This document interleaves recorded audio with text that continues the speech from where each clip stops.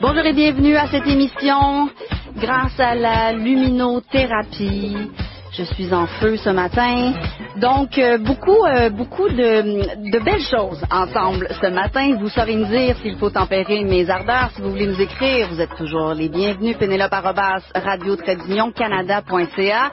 Comme tous les jeudis, ce sera le segment Science et Foi avec Alain Crevier et Mathieu Dugan. Et rappelez-vous, il y a quelques semaines, dans l'émission, on a parlé de ce vocabulaire utilisé lorsqu'il était question de drame familial. On voulait remplacer ce mot-là. Eh bien, la couverture médiatique environnementale se bute à ce même questionnement-là. Nos mots sont de plus en plus alarmistes dans les médias. Alors, Alain Crevier et Mathieu Dugal vont se pencher là-dessus. C'est notre chronique sexualité aujourd'hui avec nos deux sexologues et on va se pencher sur la question suivante. Doit-on dévoiler nos fantasmes à notre partenaire? Vaste question.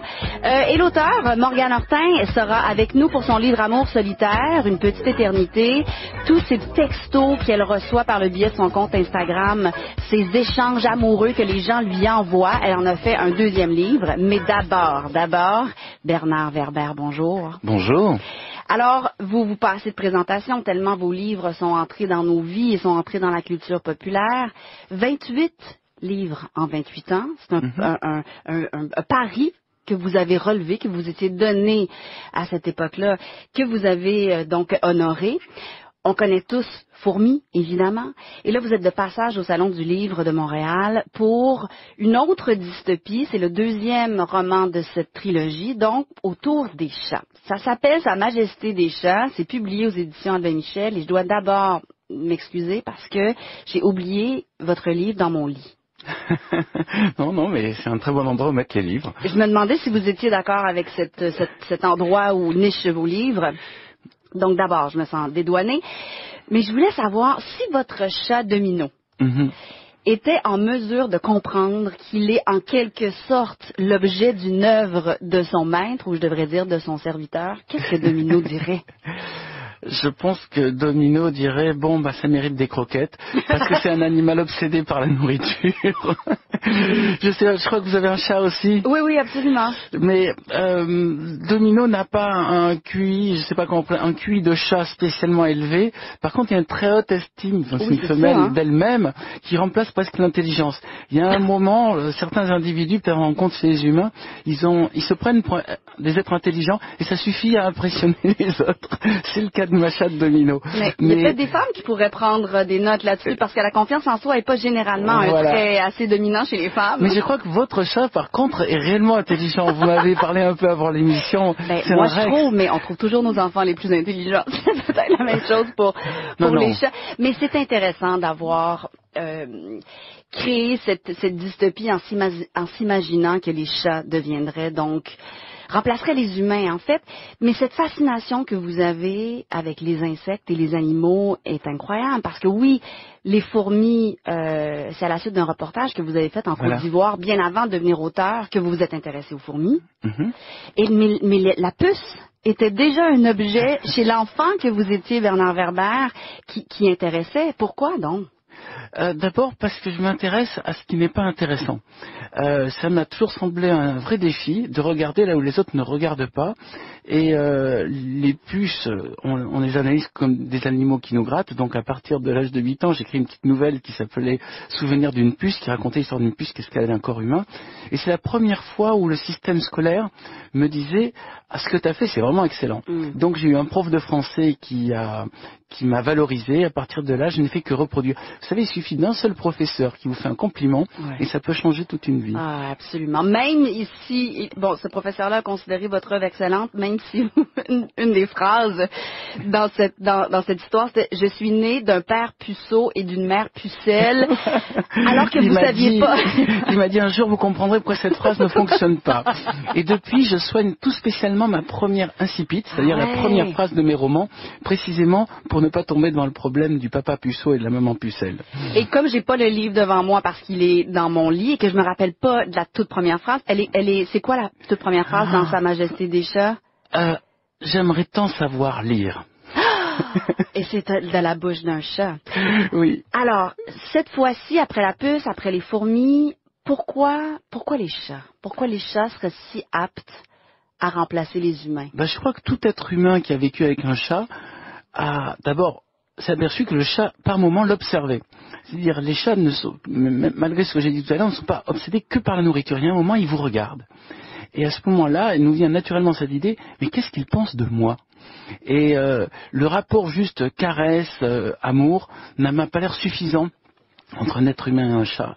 Il y a un moment où les deux se regardent. Il suffit d'ailleurs d'observer un chat dans ses yeux, et on a l'impression qu'il y a quand même une intelligence, et une intelligence mystérieuse. Pour moi, le chat est mystère. Le chat, c'est une autre manière de penser, une autre manière d'être heureux. Parce que je ne sais pas comment est votre chat, mais j'ai l'impression que c'est des animaux qui recherchent tout le temps leur bonheur égoïste et qui se prennent pas la tête avec des faux problèmes. Comme les humains. Comme les humains. Vous savez que les gens qui vivent avec des chats vivent en général beaucoup plus longtemps que les gens qui vivent sans chat, ce qui veut dire qu'il y a quand même un moment où ça nous rapporte quelque chose. Et ma chatte, par exemple, a l'habitude, quand je suis malade ou je vais pas bien, elle le repère, et deux, elle vient près de moi et elle se met à ronronner à l'endroit où j'ai mal. Si j'ai mal au ventre, elle va se mettre sur mon ventre et elle va se mettre à ronronner. Donc il y a un moment, je ne peux m'empêcher de me dire que même si ma chatte n'est pas très intelligente, elle me veut du bien et elle arrive à me soigner. Je pense que parmi vos auditeurs, ceux qui ont des chats ont pu aussi faire cette expérience. Mais ceux qui en ont pas se disent en ce moment, voici deux illuminés à la radio qui parlent des chats de façon un peu insensée. Est-ce que pour vous, les humains qui n'aiment pas les chats sont louches? Je crois que les humains qui n'aiment pas les chats sont souvent des gens qui n'aiment pas l'indépendance et la liberté, à savoir que le chien est obéissant et le chat, par contre, est inapprivoisable. Vous savez, Jules César et Napoléon étaient deux personnes qui étaient allergiques aux chats. Et ça m'a pas l'air un hasard, ils étaient tout le temps habitués à être obéis. Donc de savoir qu'il y a un petit animal qui leur tient tête, c'est insupportable. C'est intéressant. Alors, ce livre-là est une dystopie. Donc ça fait suite, donc je rappelle le titre, c'est Sa Majesté des chats, qui fait suite donc à Demain les chats, qui a été écrit il y a quand même presque 15 ans, avec les mêmes personnages. Non, il y a 2 ans. Je pensais que... Demain les chats, c'était il y a 2 ans? Oui. Je pensais que vous aviez écrit ça il y a très longtemps. Non. OK, alors c'est vraiment 3 livres que vous allez écrire presque un après l'autre. Voilà. Et là, le suivant, je suis en train de l'écrire actuellement. Si tout va bien, il sort le prochain octobre. Alors, c'est donc les deux mêmes personnages. Bastet, qui est la chatte. Bastet, on prononce Bastet, d'accord? Et Pythagore, qui a une particularité quand même incroyable. Oui, Pythagore est un chat de laboratoire, ça existe réellement, des chats de laboratoire, dans lequel on lui a mis au milieu du front une clé USB, enfin une fente qui peut servir à réceptionner une clé USB, ce qui lui permet de se brancher sur les ordinateurs. Et donc Pythagore, qui est un chat siamois, a la possibilité de surfer sur Internet, et grâce à ça, il connaît l'histoire des hommes et des chats, il a accès à toute la science et toute l'histoire des hommes. Donc les chats se retrouvent dans un monde où les humains sont en train de s'entretuer et où les rats ont vu là une possibilité de prendre un certain contrôle. Et ça, pour vous, c'est ancré dans la réalité. Ah oui, de toute façon, à Paris, par exemple, vous allez me dire peut-être commencer pour Montréal, mais à Paris, il y a 15 millions d'habitants en Paris et sa banlieue, et on pense qu'il y a 30 millions de rats. Donc 30 millions de rats, c'est-à-dire pour chaque habitant, il y a 2 rats, et le fait qu'il y ait des égouts et le fait qu'il y ait du métro ne fait qu'entretenir des populations de rats sous Paris, et il y a des endroits où même les égoutiers ne peuvent plus entrer. Ce qui veut dire que c'est toute une population qui n'attend que la faiblesse de la population en surface pour pouvoir émerger. Et on peut considérer qu'il y a 2 sortes de villes, des villes où il y a des chats et des villes où il y a des rats. Par exemple, il y a des villes en Grèce, en Israël et dans la Méditerranée, dans lesquelles il y a des bandes de chats errants, et quand il y a des bandes de chats errants, il n'y a pas de rats. Mais par contre, les grandes mégapoles, je pense à New York, Paris, Montréal, il y a des rats à Montréal. Ben, on serait vraiment naïf de dire qu'il n'y en a pas, mais est-ce que c'est un problème? On a vu l'apparition des super rats il y a quelques années dans le métro. Donc oui, on dit qu'on n'est jamais à plus de quelques pieds d'un rat, même à Montréal. Vous savez, à Paris, au parc Monceau, ils ont fermé le parc parce qu'il y avait des groupes de rats qui attaquaient les enfants dans les bacs à sable. Donc quand je parle de ça, ce n'est pas de la science-fiction. Je parle d'un phénomène réel, à savoir que les rats n'attendent que la faiblesse des hommes pour pouvoir sortir et s'adapter. Et c'est un animal très intelligent, le rat est très sociable. Par contre, dans mon roman Demain les chats, j'imagine qu'il y a un contre-pouvoir qui apparaît, que ce n'est pas les hommes, c'est les chats qui s'organisent pour pouvoir contrer la montée des rats. Ouais, et c'est vraiment fascinant, les images sont fascinantes, les rats organisent donc autour des royaumes. Des royaumes avec des crânes qu'ils érigent comme des espèces de frontières, des murs en fait qu'ils érigent pour pas que les chats puissent avoir les poissons aussi qui arrivent de l'eau. C'est vraiment fascinant. Et il y a un personnage humain qui est Nathalie, qui est donc la servante de Bastel, parce que vous considérez pas qu'on est des maîtres des chats? En tout cas, les chats ne nous considèrent pas comme nos maîtres. Enfin, ma chatte ne la considère pas que les humains sont ses maîtres. Elle considère que les humains sont là pour la servir. Ma chatte considère que je suis là pour la servir. Je pense que la vôtre aussi, c'est un mâle ou une femelle? C'est un mâle. C'est un mâle. Mais il y a un moment, on voit bien qu'ils nous font comprendre qu'il faut ouvrir les portes. Vous savez, une des choses qui frustre le plus les chats, c'est de ne pas avoir des poignées pour pouvoir ouvrir les portes et sortir. Donc, ils sont confinés dans des espaces. Mais oui, en même temps, on est là pour leur ouvrir les portes. Il faudrait leur expliquer qu'une fois qu'on leur a ouvert, on va pas leur réouvrir 15 fois la porte pour sortir. Là, il faudrait quand même une petite collaboration de leur part. Mais ce qui est intéressant avec Nathalie, c'est qu'elle leur dit, elle explique, s'ils veulent se constituer en civilisation chat, elle doit comprendre 3 notions qui sont typiquement humaines, mais qui sont nécessaires donc à une civilisation. C'est l'humour, l'amour et l'art, qui sont 3 choses que les chats ne saisissent pas nécessairement. Parce que l'amour... Aucun animal parce que l'humour n'apporte rien. C'est-à-dire, la plupart des animaux sont en processus de survie et de reproduction. Donc ils naissent, ils mangent, ils trouvent une femelle ou un mâle, ils font une famille, ils vieillissent, ils meurent. À quel moment l'humour sert? En fait, l'humour a été inventé par l'homme parce qu'à un moment, l'homme a compris qu'il allait mourir et cette situation est tellement désespérante qu'il a inventé un mécanisme pour relâcher la pression qui est la blague, l'humour. Et Nathalie va lui dire, écoute, si un jour vous voulez, vous les chats, nous remplacer, il faut que vous compreniez l'intérêt de l'humour. L'amour, c'est donc au-delà de la sexualité, le sentiment qu'un être est important. Ça aussi, ce n'est pas forcément animal. Non, parce qu'on n'a pas tant l'impression que on n'est pas convaincu que nos chats nous aiment. Ah non, c'est un amour conditionnel. Oui, c'est ça, exact. Il y a certains chats qui aiment leur maître, d'autres qui ne les aiment pas. C'est un amour qui n'a que plus de mérite, puisque donc le chat, il vous dit quelque part, je ne vais pas te donner un amour automatique, débrouille-toi pour que je t'aime. Mais il n'y a pas chez les chats d'amour de couple. Moi, je me rappelle, j'avais une chatte avant qui s'appelait Mélissa. Elle partait le soir, elle avait encore sa sexualité. Elle partait le soir sur les toits. C'était à Golfe-Juan. Et on entendait hurler de plaisir et d'orgasme, mais pour toute la ville. Hein. Elle hurlait très très fort. Et elle revenait toute ébouriffée. Et elle s'était fait sauter par plusieurs mâles, et visiblement elle avait une sexualité complètement épanouie, mais ça m'étonnerait qu'elle se soit attachée spécialement à l'un des jeunes mâles qu'elle avait rencontrés.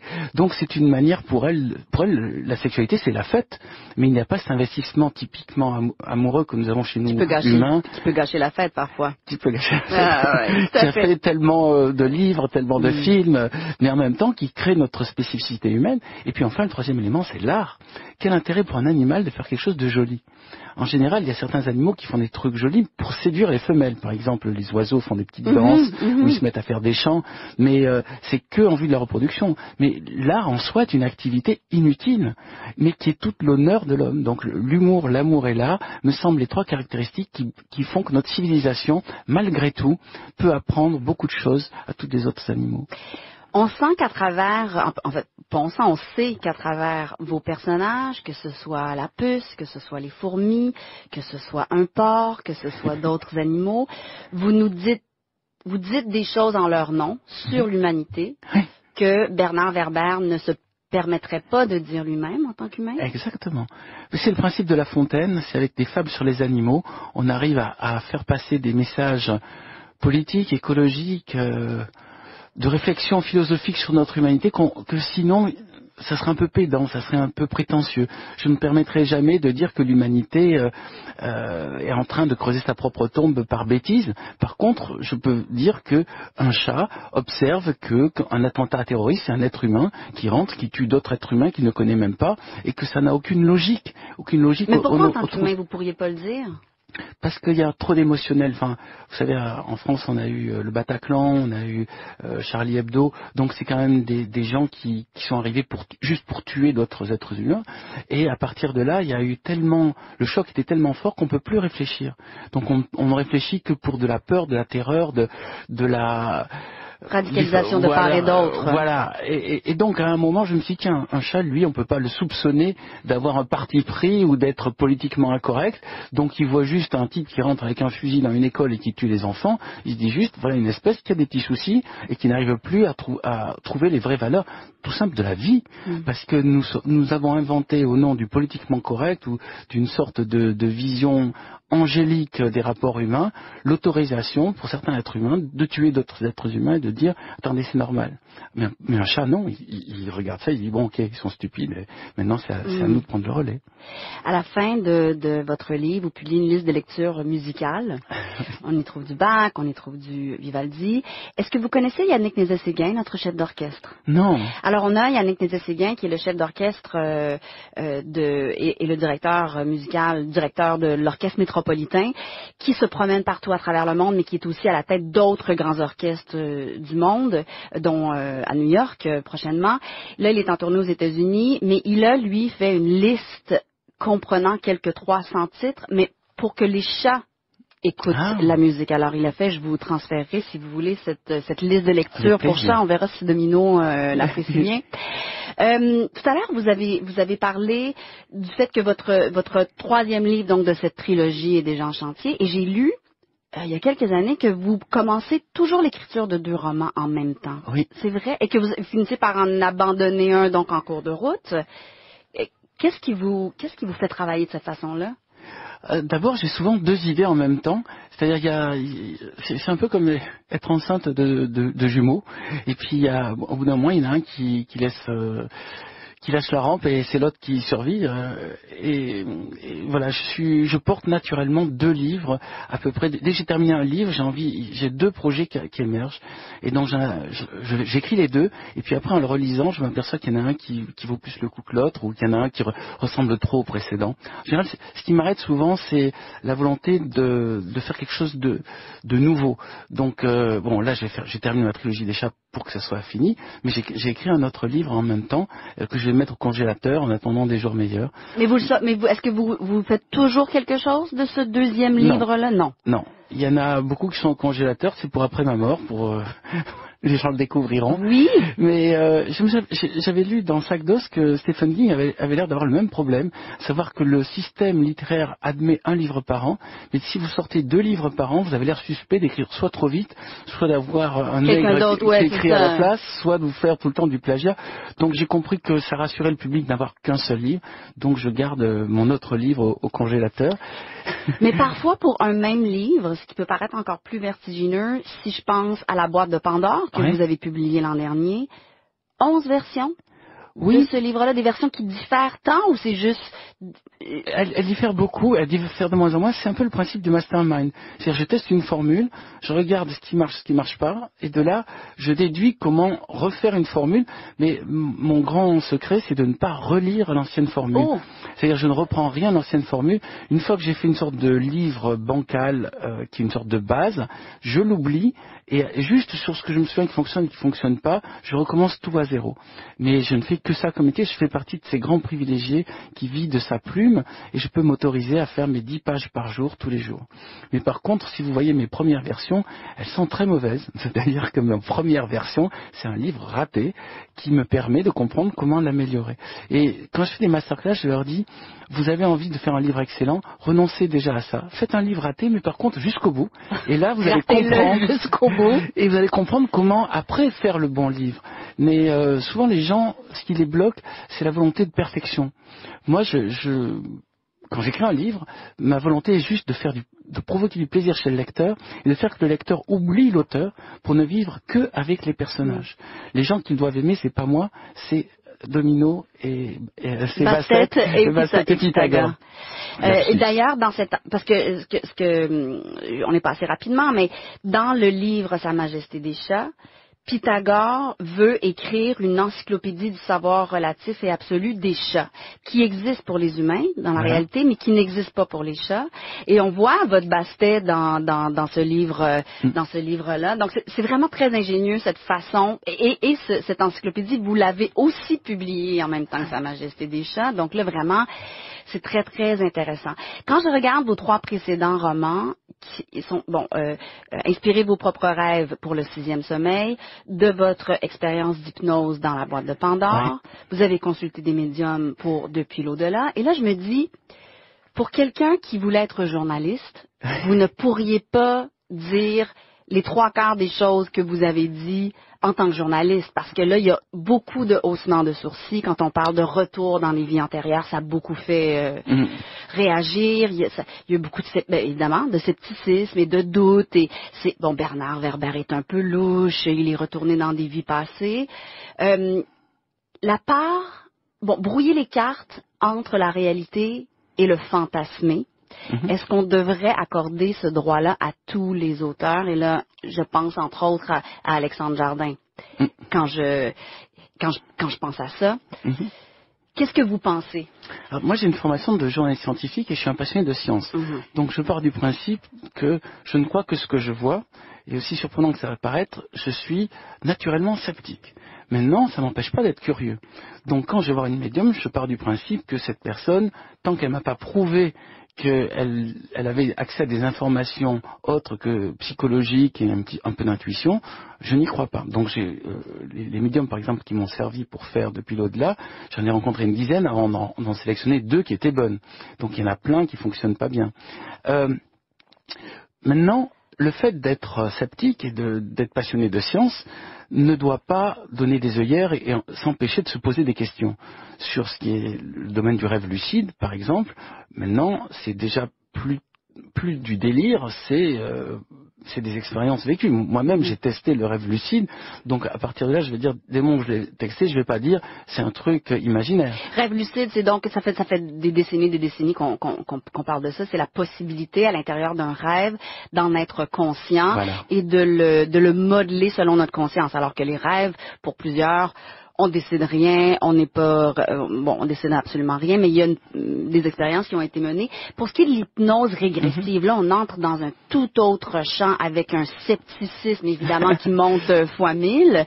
Quand vous dites « je ne crois qu'à ce que je vois ». Et ce que j'ai expérimenté, parce que la première fois où j'ai expérimenté l'hypnose régressive, donc je me suis retrouvé dans une de mes vies antérieures, et c'était tellement précis, c'était tellement net.